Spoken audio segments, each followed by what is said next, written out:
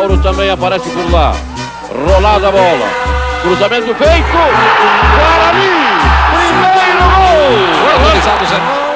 O Guarani é um clube escola. Nós jogamos para o mundo, né? Nada menos, nada mais do que Amoroso e Luizão. Nossa família unida em raça e tradição. Avante, meu bugre, com fibra e destino. A cada nova jornada, Guarani é mais amor. Eram dois garotos do Júnior, a dupla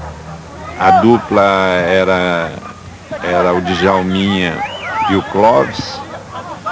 Por necessidade, desfizeram da dupla, que era a dupla titular. E esses garotos estavam vindo. E em 94 também chegamos quase à final do Campeonato Brasileiro. Foi uma campanha também muito bonita.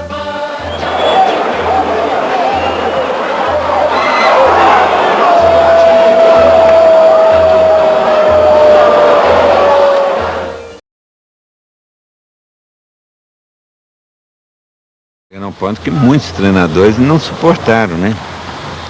Tivemos um treinador aqui no Guarani de ficar um dia.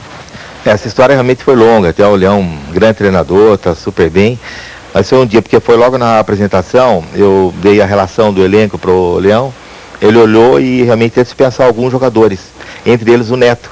E aí eu fiquei muito triste, que o Neto era cria nossa aqui do Guarani, eu acreditava muito no futebol do Neto e tal, e eu falei que não ia dispensar jogador nenhum.